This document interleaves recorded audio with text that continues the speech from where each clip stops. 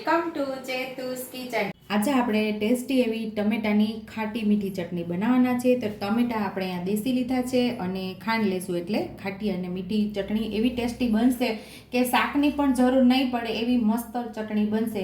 ભાખરી સાથે કે પછી થેપલા સાથે કે પછી રોટલી સાથે કે બાળકોના ટિફિનની અંદર આ તમે ટમેટાની ચટણી આપી શકો છો। તો ચાલો આપણે બનાવવાની ઝડપથી શરૂઆત કરી દઈશું અને રેગ્યુલર મસાલાની અંદરથી મસાલાનો ઉપયોગ કરશું।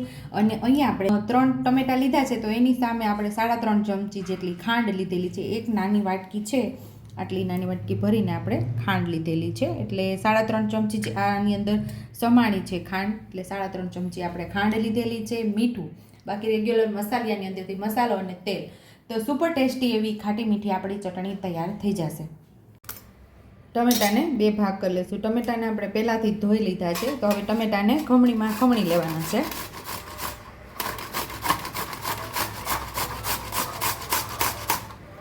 આપણે અહીંયા ટમેટાને ખમણી લીધા છે, હવે આપણા ટમેટાનો વઘાર કરવાનો છે।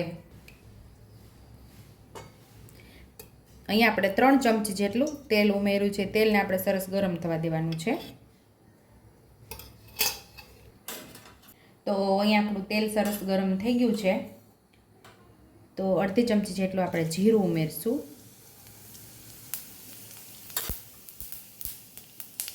જીરું સરસ ફૂટી જાય એટલે ચપટી હિંગ ઉમેરવાની છે અને હવે આપણે જે ખમણેલા ટમેટા છે એ આપણે ઉમેરી દેવાના છે।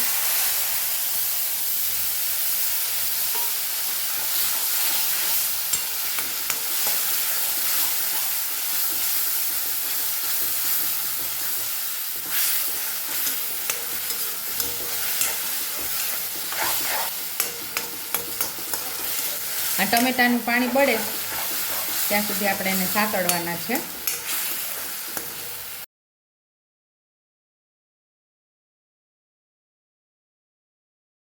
અહીંયા આપણો વઘાર કરી લીધા પછી આપણે એમાં બધા મસાલા કરશું। અડધી ચમચી જેટલું ધાણા જીરું પાવડર, અડધી ચમચી જેટલી ચટણી ઉમેરશું। ચપટી આપણે હળદર ઉમેરવાની છે, એનાથી કલર બહુ મસ્ત આવશે આપણી ચટણીનો। અને સ્વાદ મુજબ આપણે મીઠું ઉમેરશું। સરસ આપણે ટમેટાને પકાવી લેવાના છે। ટમેટા પણ સરસ પાકી જશે અને જે એનું પાણી છે એ પણ બળી જશે। હલાવતા રહીશું સતત આપણે। જેમ પાણી બળતું જશે એમ તેલ આપણે જે ઉમેરેલું છે એ છૂટું પડતું જશે।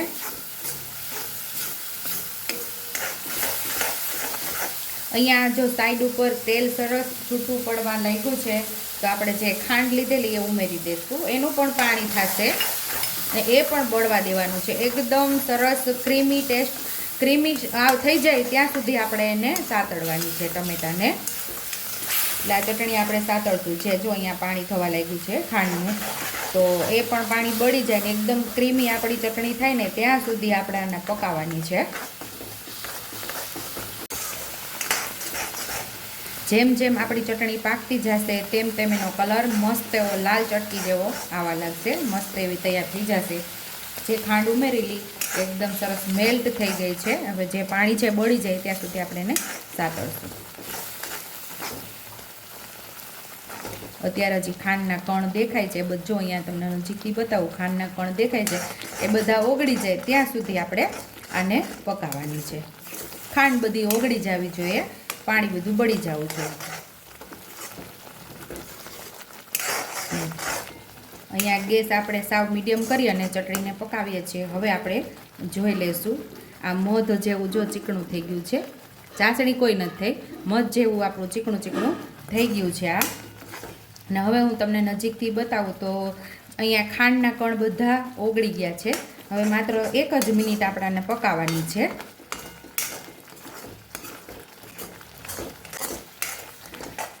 તો અહીંયા આપણી મસ્ત એવી ચટણી તૈયાર થઈ ગઈ છે। આ ચટણી તમે મહિના દિવસ સુધી ફ્રીજની અંદર સ્ટોર કરી શકો છો। આ ચટણી તમે 8 થી 10 દિવસ સુધી બહાર પડી રહી તો આ ચટણીની અંદર કાંઈ નથી થતું, એવી નવી રહી છે। અને તમારે વધારે સમય આ ચટણીને રાખવી હોય તો ફ્રીજની અંદર 1 મહિના દિવસ સુધી તમે આ ચટણીને સ્ટોર કરી શકો છો।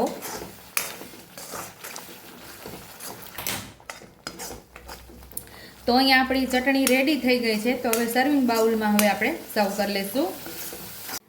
તો સુપર ટેસ્ટી એવી આપણી ટમેટાની ચટણી તૈયાર છે. આ ચટણીને તમે રોટલી, ભાખરી, પરોઠા કે પછી પુડલા સાથે કે પછી તમે ટ્રાવેલિંગમાં પણ લઈ જઈ શકો છો અને તમારા બાળકોને ટિફિન બોક્સમાં પણ આ ચટણી આપી શકો છો. જો તમને મારી રેસીપી પસંદ આવી હોય તો મારી રેસીપીને લાઈક કરજો, શેર કરજો, સબસ્ક્રાઈબ કરજો, હાઈપ કરજો, બેલ આઇકોનને દબાવતા ભૂલતા નહીં અને કમેન્ટ બોક્સમાં કમેન્ટ કરજો કે મારી રેસીપી કેવી લાગી. તો આવજો.